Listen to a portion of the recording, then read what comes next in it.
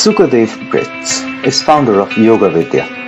He knows how to transmit profound wisdom humorously. His special ability is to motivate yoga aspirants to practice intensely, to see a higher meaning in daily experiences, and to bring more energy and heart into everyday life. Sukhadev Bretz is the author of 10 books, among them commentaries on Yoga Sutra and Bhagavad Gita and the recently published Royal Path to Equanimity. He is quite active, spreading yoga via the internet in yoga videos and podcasts in English and German. Sukhadev had spiritual experiences from childhood on. As a youngster, he was fascinated by the possibilities of the human mind and started with regular meditation as a teenager. He used to spend a few times several months in intense meditation and pranayama. In 1992, Sukhadev founded Yoga Vidya, now one of the leading yoga movements in Europe. Yoga Vidya has 4 major ashrams, nearly 100 yoga centers, and 20,000 yoga teachers. Today, he lives in Germany, in Hornbach, Mainburg. Get inspiration and energy from this dynamic spiritual teacher. Please welcome Sukhadev ji.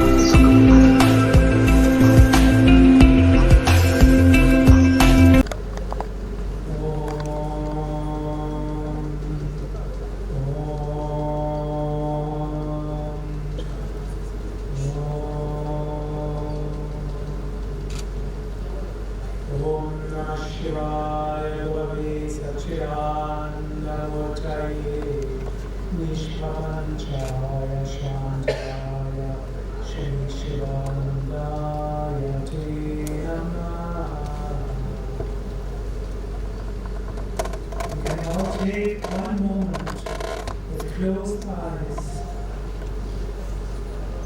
and feel the depth of our heart.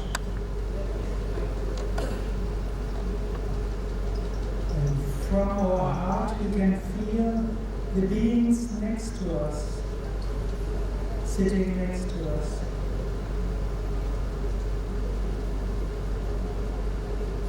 And we can expand our heart to all in this hall. With our heart we can feel love and compassion to our leader. And we can expand our awareness to those outside this hall who are doing all kinds of things so that we can sit quietly here.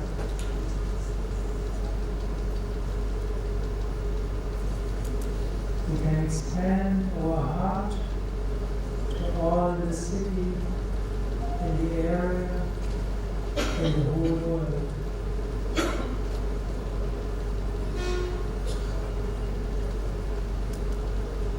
Loka samasta sukhino bhavantu.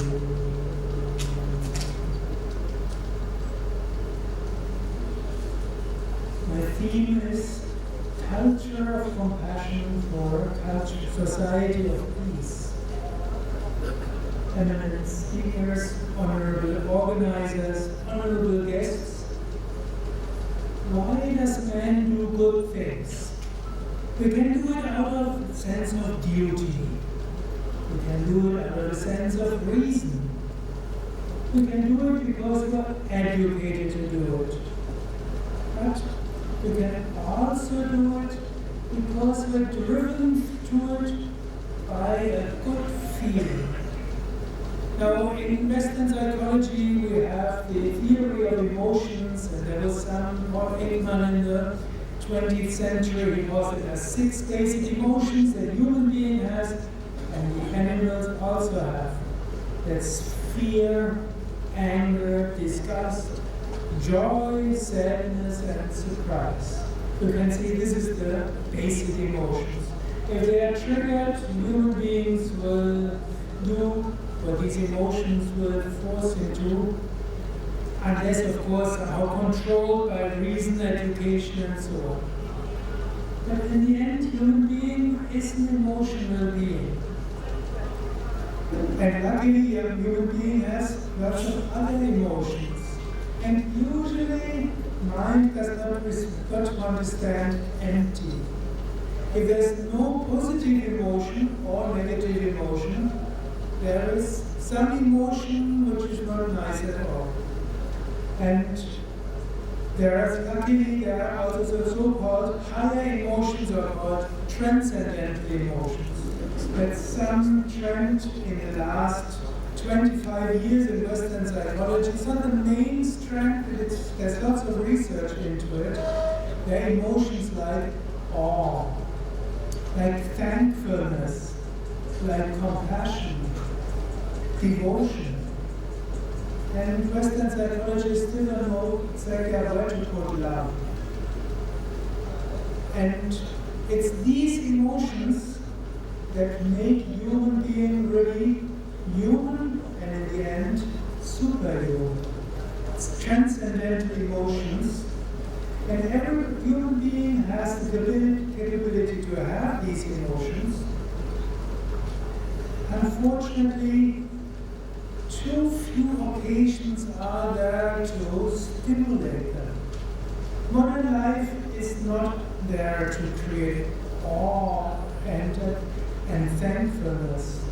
It's not there to create compassion. The internet, social media, and so on, they drive on other emotions. But if human beings lack these transcendental emotions, becomes unhappy. Now, a few years ago there was COVID, and in Germany and most likely in many other countries, many were locked up in their rooms for a while, social contacts were not there. And when I was in and afterwards, lots of stress, lots of depression came. And then there has been some study comparing those who had the capability of having awe, thankfulness, and compassion experienced during COVID. How did they manage with COVID in comparison to others? And they found those who still found reason to be thankful, those who had reason to have compassion with their human beings, and those who experienced awe, they were not suffering more in COVID, but on the contrary, they were more happy than before. So if these hard things come, these transcendental emotions are important. And now, of course, many dangers happen. Now here in India, your country of optimism, and you feel like you make a big difference in the world. And I can say, we count on India now. India has to become stronger, has to use its power and its influence for the good. And that's the marvelous thing about India, Indian culture for the last thousands of years. Not trying to conquer other countries, but try to inspire other countries. But to have a peaceful society, we have to create these transcendental emotions. And yoga, in a way, is a system not only for health, not only for equanimity of mind, not only to have a responsible feeling, but yoga is also a system for creating these transcendental emotions, so that compassion comes naturally. And I want to just give a few hints how yoga can help to have more compassion, and to have more awe, and to have more thankfulness, gratefulness. Like, let's suppose most of you have come to yoga classes. Let's suppose you had a very stressful day. You're frustrated, full of anger and fear and so on, and maybe even hatred towards somebody who did wrong to you. How do you feel after yoga class? You still want to complain? You still feel stressed? You still think of doing some harm to some other being who was bad to you? No. Usually your is open. Usually you feel compassionate towards those with whom you are practicing yoga, and when you come out of the yoga class, you want to help one person. In the first yoga course I taught, that's more than 40 years ago, somebody said, you saved my marriage. I said, how did I do that? I said, well, you know, I'm a kind of aggressive person. And basically my wife said, I have to take yoga class or I'll leave you. And just to save my marriage, I came to you. I didn't understand why she forced me to do the yoga class. So I knew, but then after the first yoga class, I knew I'm a different being.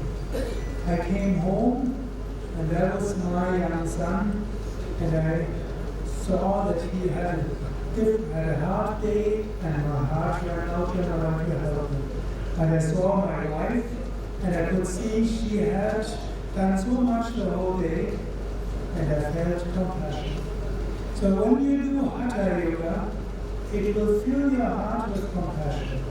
And if you're a yoga teacher, many of you are yoga teachers, you should teach the yoga class in a way that it touches the heart of those who take the yoga class. And you can see whether your yoga class was good when you look into the eyes and you feel the heart of your participants. You should come out with radiant eyes and with a heart of love and compassion. And then you can ask, of course, how does the yoga class do that? When you go to the backward bend, you open your heart.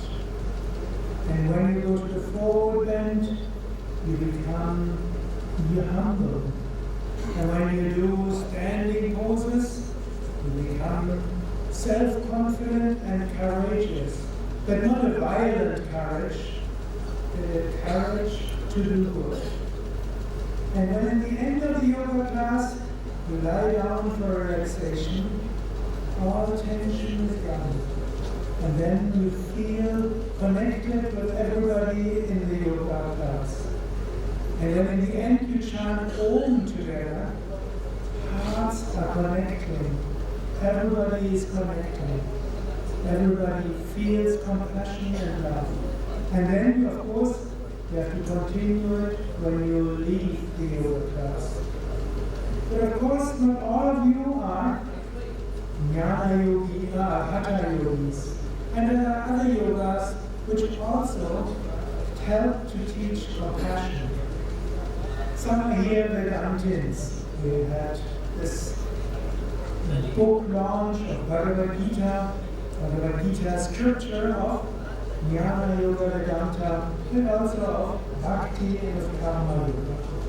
When you are Vedantins, true Vedantins, it should lead to compassion. Because Vedanta basically says we are all one. There's one consciousness, one being, united consciousness. How can consciousness be united and they don't feel compassion?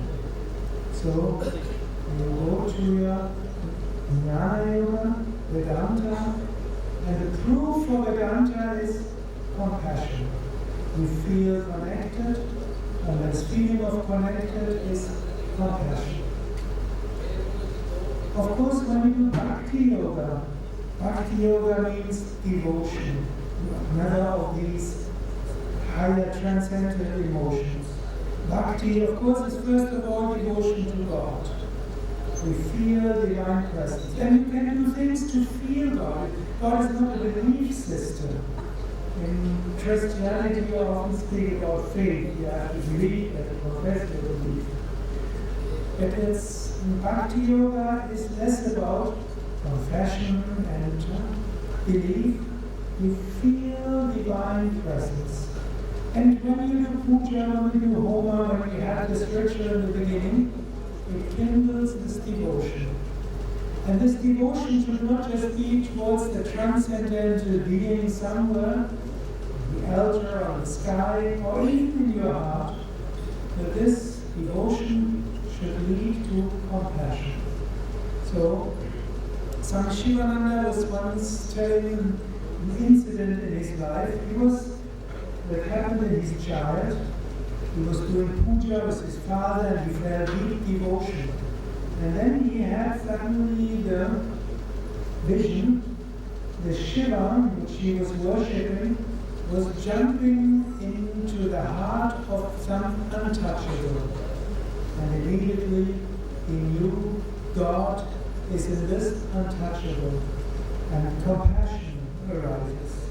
So when we see God in all beings, this compassion, there we feel the divine.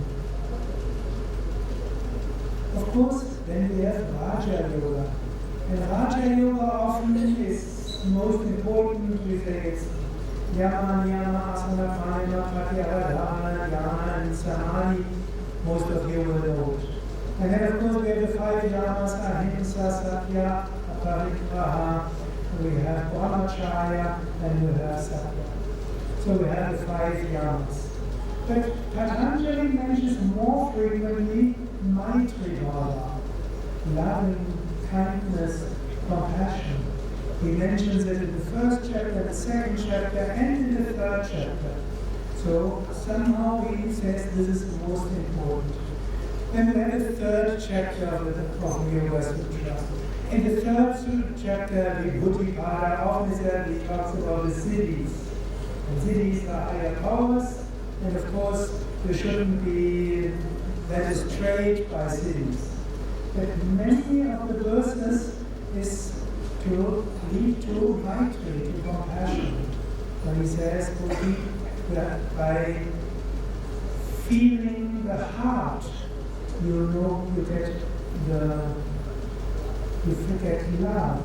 By concentrating on your abdomen, concentrating your heart, concentrating on the throat, concentrating on Kurmanadi. But don't just concentrate on yourself, concentrate on the other person. Concentrate on the heart of the other, concentrate on the navel of the other, concentrate on the thoughts of the others, concentrate on the other person. If you concentrate on another person without wanting anything from that person, the emotion which arises is compassion. And an easy way to know the thoughts of others is just try to feel them. Put compassion in it. When you watch with your heart, you feel compassion, then you understand others better. But of course, emotion does not just mean feeling, it's called emotion. It wants to move you. Motion means movement. Emotion out of yourself. You have to feel compassion, and you should try to invoke this feeling of compassion regularly. And then out of this compassion, then comes karma yoga. Then you try to see how you can help others. And of course you should do karma yoga not just when the feeling is there. The sense of duty is important. Even if sometimes heart is not there, you still have to do what is to be done. And you need to have reason to do the greatest good. But if you only do good out of duty, and because it has to be done, and out of reason, after a while you feel exhausted. So it's important to again to put compassion into it. Again and again, you have to put love in it. And then you do good, you put love in it, and you do it with reason, and you do it with a sense of duty. And then we have compassion and karma yoga and duty and responsibility as the basis for peaceful society. Loka samasta sukhino bhavantu. May all beings attain peace and harmony. May all beings be happy. Om Shanti, Shanti. Together. Om Shanti, Shanti.